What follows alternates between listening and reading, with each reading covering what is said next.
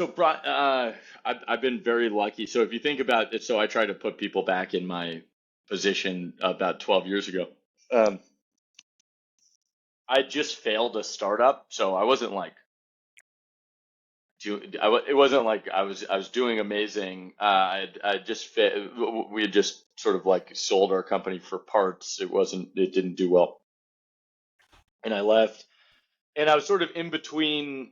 I hadn't started Boost VC yet. I was sort of figuring out what I was doing, and so I started to reach out to a few startups, and there was a list of startups, and one of the items on it, it said Coinbase digital currency marketplace. And I didn't know what a digital currency was, and I didn't know that there were enough of them to have a marketplace. And so I was just curious, and so I was like, hey, I had invested, I think, in one or two other companies at this point, and I emailed Brian just cold, and I said, hey, I think we met, and but I wanted to learn more about this digital currency marketplace that you're like building. I don't understand that. And so he shows up and we meet at a place called Red Rock in Mountain View, which I always give credit to because I ended up investing in four like $1 billion companies out of Red Rock. In fact, I don't know why I meet anywhere other than Red Rock. I should just go to Red Rock. You should invest Red Rock. I know. Well, there was a moment I probably could have. I think it's. I don't know who it's owned by now, but maybe I should franchise it and bring it to San Mateo. And I made, and so I talked so Brian shows up. To his credit, he showed up to the meeting. 90% of life has shown up, and I showed up too. And I ordered a hot chocolate, still remember.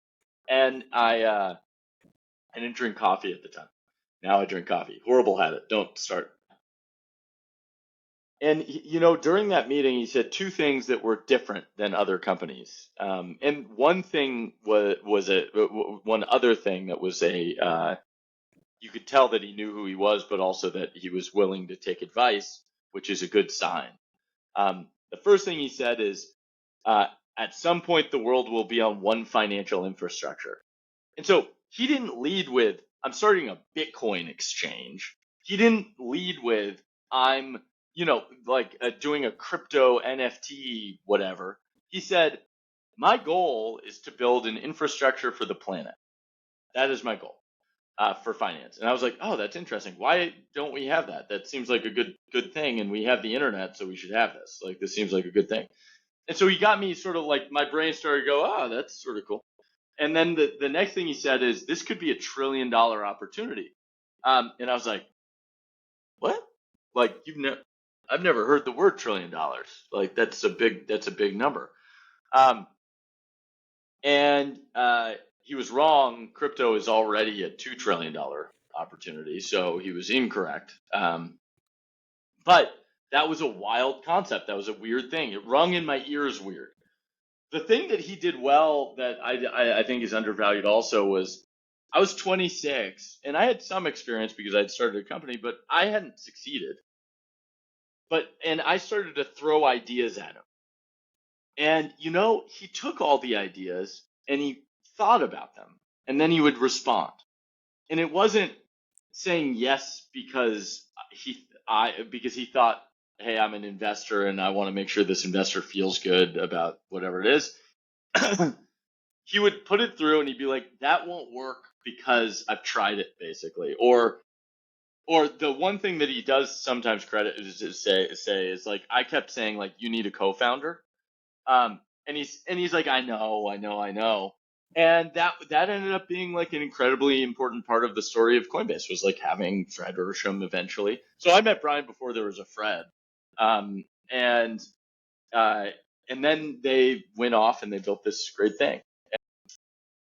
And, I am very fortunate to be able to talk about like meeting Brian for the first time. He was the first one to ever tell me about Bitcoin.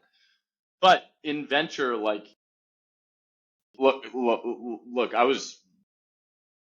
the things I was good at was I was open to the idea of fundamental global change, right? Like, that was something I was open to, and a lot of people weren't open to that. And on the other side, but me making that decision to invest, and it was after diligence and talking and reading and learning about Bitcoin. I was lucky to be a part of Coinbase. That could have easily been a lot of different people. That could have been a lot of different things. I just happened to be like so naive enough. I was early in my career. I was willing to take a risk on something that was absolutely insane. And I've been so lucky to have been a part of that journey and continue to be a part of that journey. Where like Brian and Fred, but Brian, like, I feel is the reason Coinbase is what it is. Like, I wasn't a big part of that story. And that's also where you realize that the entrepreneur is the hero. We get to help during a very specific period of time for that company. I was probably helpful for about a year or two. And even at that, like, Coinbase he's a one of one founder. And I mean, he's built a $70 billion company, so he can say that now. I can Was say it that an now. angel check or a VC check? So I hadn't started Boost VC yet, and so I was still angel investing in companies. It was probably I invested in 20 deals, 25 deals. It was like deal number 7, something like that, of my 25 that I did before I started Boost VC. Might have been even earlier. Might have been like my 4th check. And so it was as an angel I was able to invest in Coinbase. However, Boost VC did end up investing later. So after I started Boost VC, we figured out how to invest in Coinbase again. And that's been, I've been able to, where I think that Coinbase was a little lucky that I stumbled upon it at a very specific time in my life.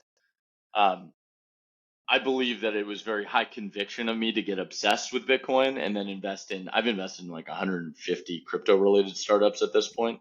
And we've done well on some, and we've learned about the ecosystem. It helped me build a huge network.